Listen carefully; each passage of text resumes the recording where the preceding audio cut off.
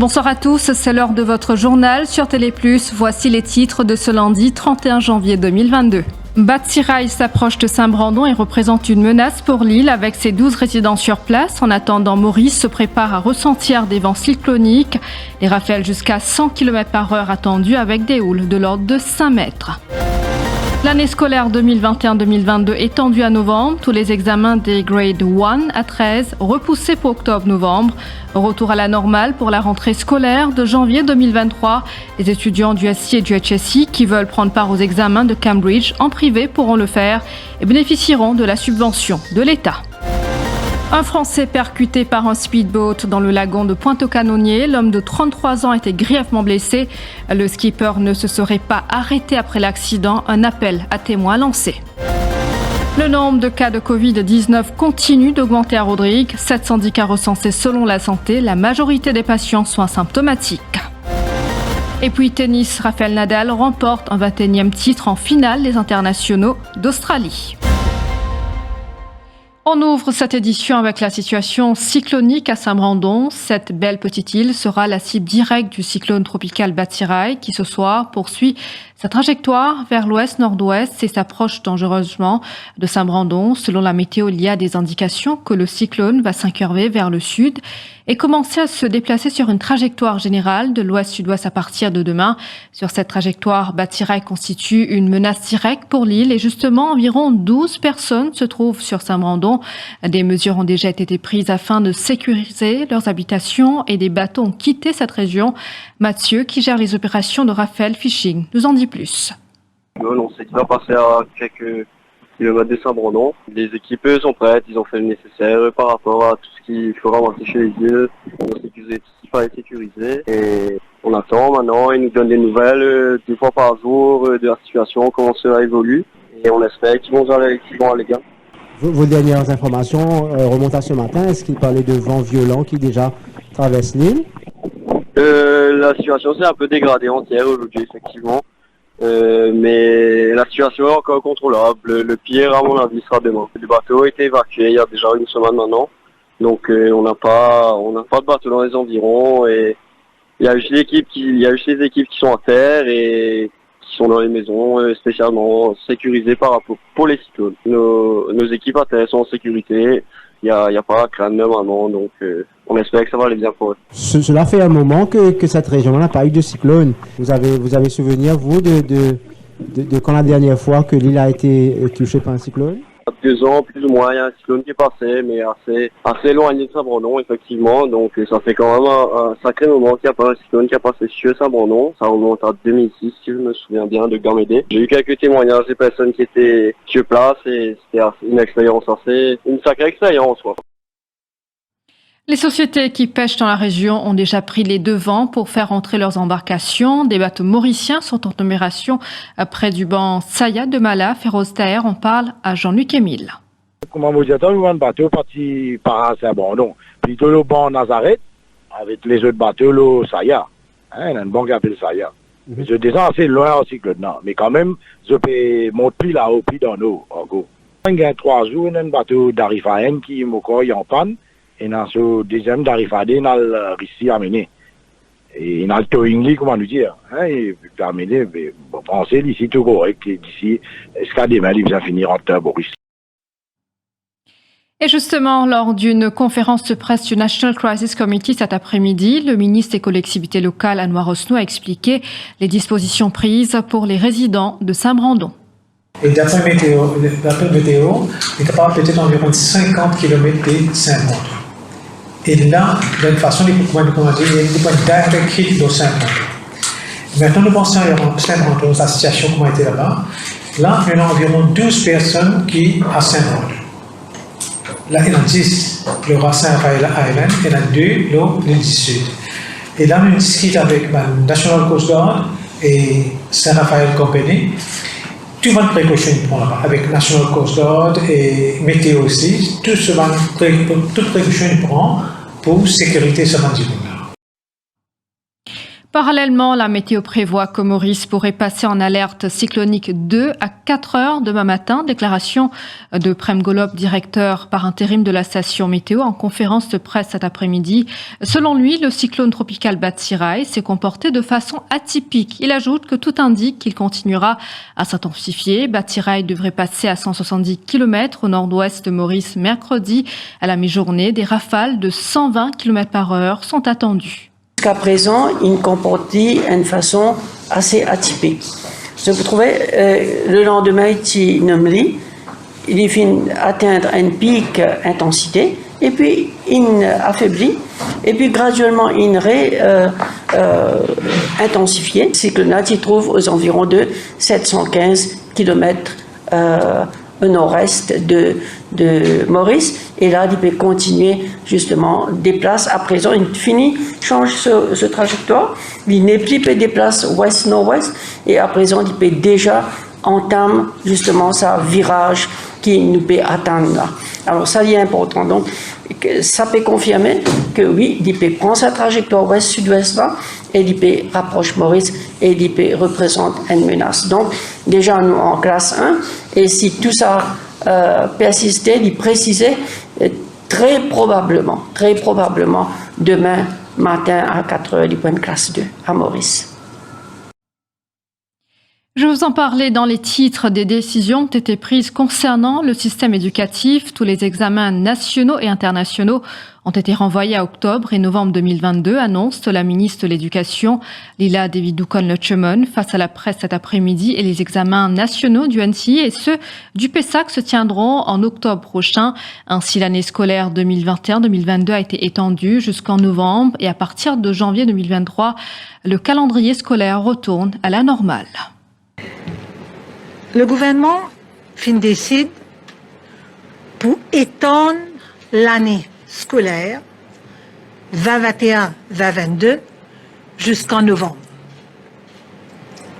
Deuxièmement, pour repousser tout bon assessment, l'examen qui est non de grade 1 à grade 13 à octobre-novembre 2022.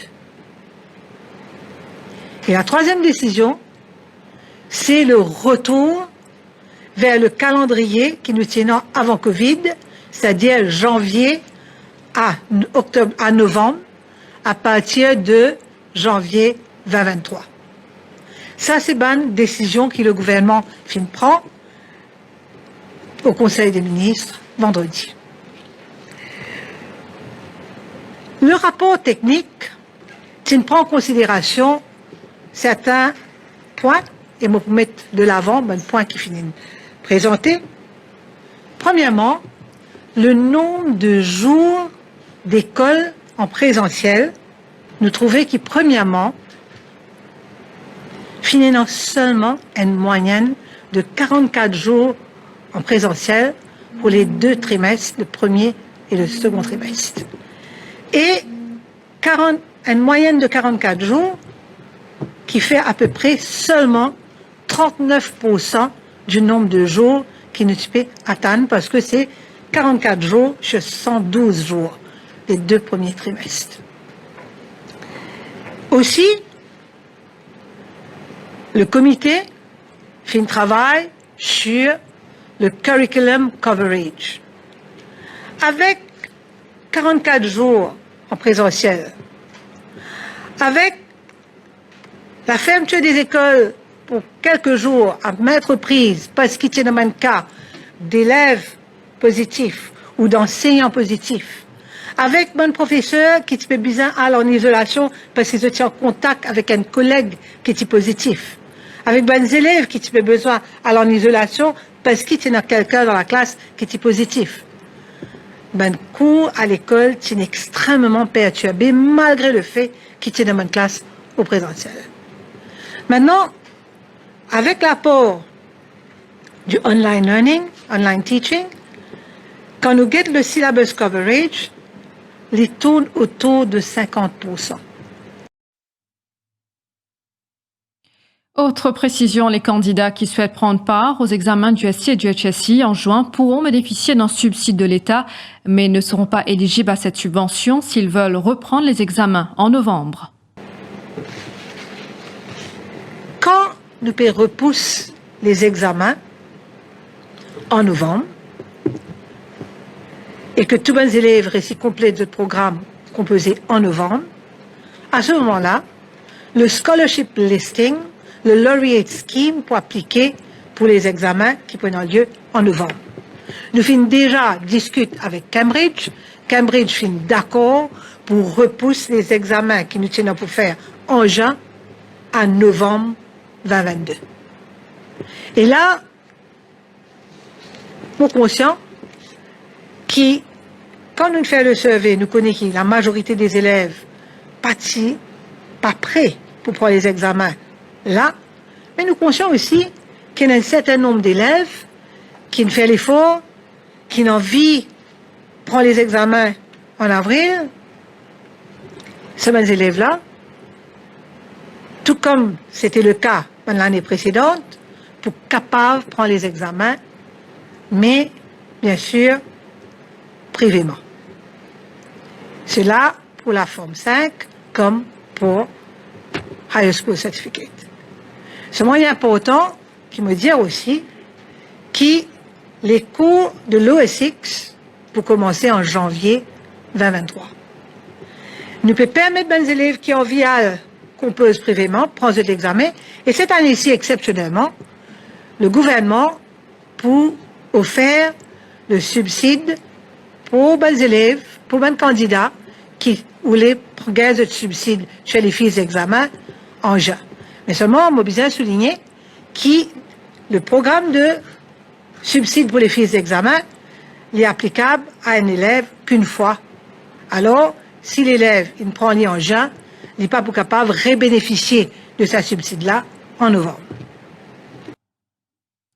Et puis les réactions n'ont pas tardé après cette annonce. La ministre Doukon, la ministre de l'Éducation, a souligné que la plupart des élèves ne sont pas prêts pour les examens du School Certificate et du Higher School Certificate. Cet argument avait été avancé par plusieurs partenaires de l'éducation, comme les établissements confessionnels et les collèges privés. Les réactions sont donc nombreuses après ce report des épreuves internationales. Ashton Ukchedi. Au niveau des collèges privés, on a retenu son souffle à l'annonce du renvoi des examens. La pression est retombée, affirme Bodje Parsa Jagnambi, président de l'UPSI, qui souligne que c'est une bonne nouvelle pour les élèves qui n'ont pas les mêmes moyens que ceux de l'élite. Nous comprenons aussi qu'il y a une poignée d'enfants qui viennent parer, si eux sont dans sa moyen-là, de venir prendre les sons, de venir présentiel, de dans laptop, nous pas contre eux, mais seulement nous demandons à ces enfants-là de bien collaborer avec sa grande majorité des enfants qui peuvent payer un moyen, payer un casque internet, payer un laptop pour travailler un portable normal. Alors ça va nous enfants pour bien faire ce travail. Soulagement aussi pour le service diocésain de l'éducation catholique qui craignait un décrochage. Les autorités n'avaient pas fléchi leur décision.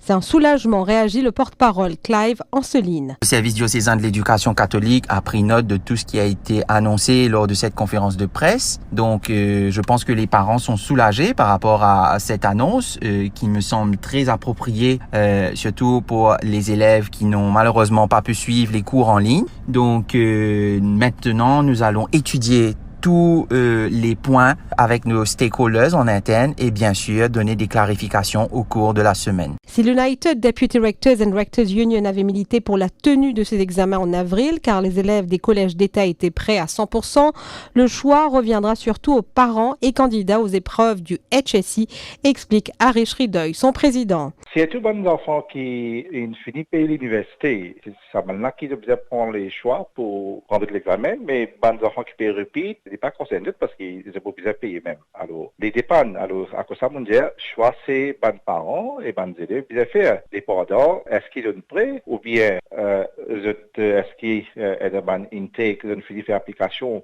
l'université bien rentrer en septembre. Surtout, les équipes à faire de l'étude extérieur. Après que l'année scolaire ait été chamboulée avec la crise sanitaire, les élèves devront encore patienter avant de passer les examens, sauf ceux qui souhaitent prendre part aux épreuves de Cambridge en privé. Retour à l'école en présentiel pour tous les élèves, qui dit cours en classe et uniforme. Si beaucoup de parents disent que leurs enfants porteront les mêmes uniformes achetés l'an dernier car ils n'ont pas été usés, pour d'autres, les enfants ont grandi. C'est l'occasion de renouveler les uniformes.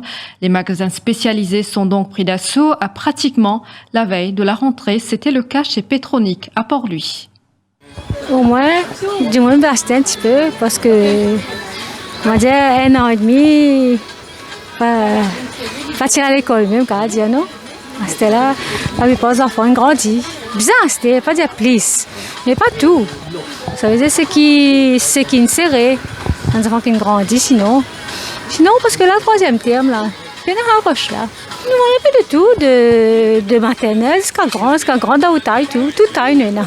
Depuis, comment dire, l'école rentrée, là, que tu nous as acheté uniforme. Sinon, si tu es à l'école, tu n'as pas besoin d'uniforme. Des ans, on n'est pas dans l'école du tout. À cause de ça, on a besoin de faire une fille sur l'école, mais on a besoin de faire un uniforme master. Regarde, le temps de travail. Et avant, non, on n'a pas encore fait ce dimanche à l'école. Mais vendredi, on a fait ce dimanche, mais on reste sur l'école. Et à ce moment, on a fait uniforme. Samedi, tu finis fermé. Moi, je viens prendre un stéa, on va attendre qu'il l'école pour rentrer. À stéa, là, à cause de sa malade, là. On va attendre qu'il l'école pour rentrer. Uniforme, on a fait l'école pour en 2005. En 2005, tout le monde a fait en 2500.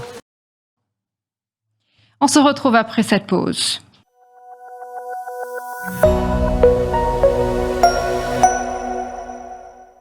eFlip, notre nouveau brochure digital. Veuillez consulter notre website www.eflip.mu. Opération Petit Prix. La brochure en ligne lumineuse est déjà disponible. Vous pouvez la consulter en un seul clic sur eflip.mu. L'équipe du Défi Digital vous souhaite Kunchi Fakchoy.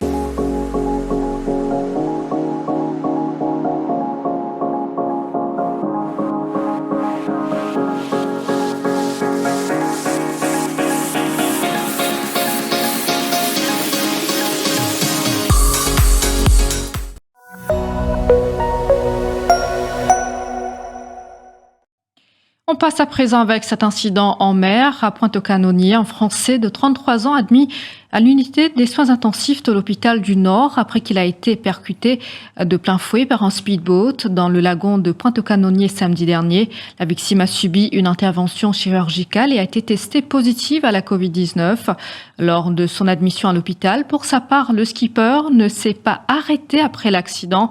Il est activement recherché par la police. Un appel à témoins a été lancé en ce sens. Didier Rose. Depuis ce drame, les amis et connaissances du ressortissant français remuent ciel et terre pour aider les policiers dans leur enquête. Ils ont même passé un appel à témoins sur les réseaux sociaux, précisant bien que le but est uniquement d'aider les forces de l'ordre. Selon les premiers témoignages, le drame s'est produit samedi dernier vers 17h30. Le ressortissant français et une de ses amies, tous deux âgés de 33 ans, faisaient du snorkeling devant leur bungalow à environ 500 mètres de la plage. Toujours selon les premiers éléments de l'enquête, un bateau de type speedboat aurait surgi et a heurté le Français sur son flanc gauche et a poursuivi sa route. Blessé, l'homme a été ramené sur la plage par son ami et des volontaires. L'embarcation est de couleur blanche avec 2 moteurs noirs à l'arrière. À bord, selon les témoins, il y avait 3 ou 4 membres d'équipage, tous vêtus d'un polo blanc. Les amis de la victime espèrent compter sur les images de Safe City qui se trouvent sur la plage et aussi sur les autres images de caméras de surveillance des maisons se trouvant aux alentours. Ils incitent les éventuels témoins à se manifester auprès de la police de Pointe-aux-Canonniers ou au garde-côte. Dans le volet judiciaire à présent, l'objection de la poursuite est prématurée. Décision du magistrat Nadir Ali Konaï dans l'affaire John Brown. La poursuite avait objecté à l'intention de la défense d'appeler 2 témoins pour épauler leur motion de radiation des charges contre John Brown Vivien. La défense voulait appeler un officier de l'IPCC Et le frère du suspect afin qu'il dépose des images CCTV de l'opération policière le jour de l'arrestation de John Brandt-Vivian dans son ruling rendu cet après-midi en cour de district de Rivière-du-Rempart. Le magistrat a soutenu que l'affaire est toujours à un stade prématuré et que les deux parties pourraient soulever des objections quand l'affaire sera appelée sur le fond. Vous le savez, John Brandt-Vivian a été arrêté à son domicile à résidence Sainte-Claire-Goodlands le 29 avril 2020. Selon la police, il avait 69,9 grammes d'héroïne et 69 grammes de drogue de synthèse en sa possession. Direction à Rodrigue à présent, le nombre de cas de Covid-19 a passé la barre de 710 cas. Jusqu'ici, la plupart des patients sont asymptomatiques alors que 7 patients sont admis au centre de traitement de Montlubain, parmi 3 enfants âgés de moins de 12 ans et 2 patients dialysés. Parallèlement, 135 cas positifs à la Covid-19 enregistrés durant les dernières 24 heures à Maurice. 2 patients ont été admis à l'hôpital INT. Dans les hôpitaux régionaux, 24 personnes ont été admises. Et nous refermons ce journal avec cette nouvelle sportive. L'Espagnol Rafael Nadal a remporté hier son 21e tournoi du Grand Chelem en battant le Russe Daniil Medvedev en finale de l'Open d'Australie. L'Espagnol devient à 35 ans le seul détenteur du record de majeur chez les hommes, avec désormais une longueur d'avance sur le Suisse Roger Federer et le Serbe Novak Djokovic. Voilà, c'est la fin de cette édition. Merci de nous rester fidèles. L'info continue sur le www.defimedia.info.